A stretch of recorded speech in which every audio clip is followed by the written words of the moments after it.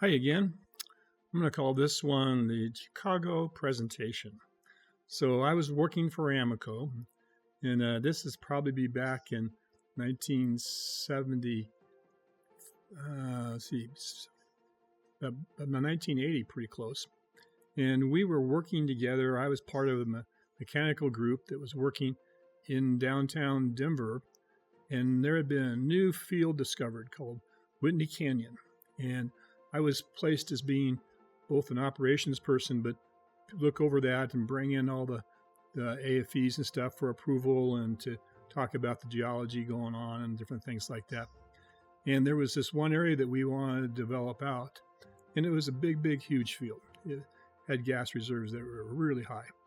One of the problems was there was sour gas, which meant it's deadly gas, but there's ways of treating that, and we've been involved in that for a long time.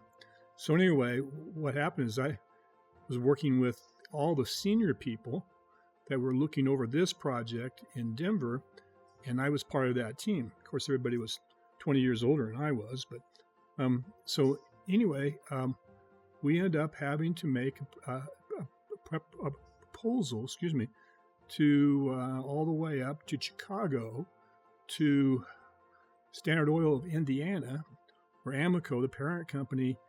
And this is a big deal. In fact, this was, we were told, was the biggest expenditure ever approved by this group in a number of years.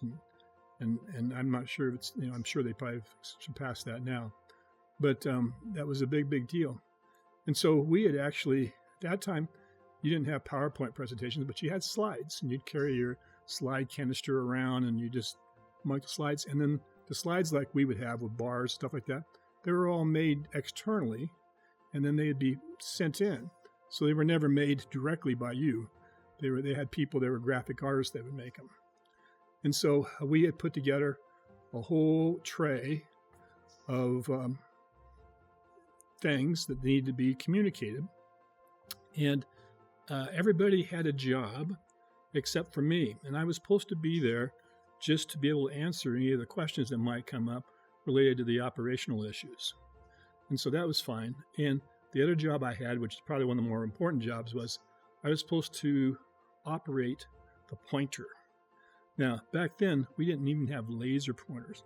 We had little light pointers that would point to what you want them to bring highlight to, so they could see that. So my job was, and we rehearsed this, we went through a number of levels of committee, a dozen times to get it just right, because this was a big deal. So I would be able to talk through with them, or they're going to do a presentation from a microphone, but I'd point to the area that they were talking about so they wouldn't get lost. And so that was my job. And we went back to Chicago to Standard Oil headquarters, 88-story marble-clad building in Chicago. Amazing. We were in the executive ballroom, which is all walnut and all kinds of leather chairs and beautiful. And the place was packed out. We had our team on one side and all the other people reviewing or looking at evaluating on the other side. And there were people lined up along the walls.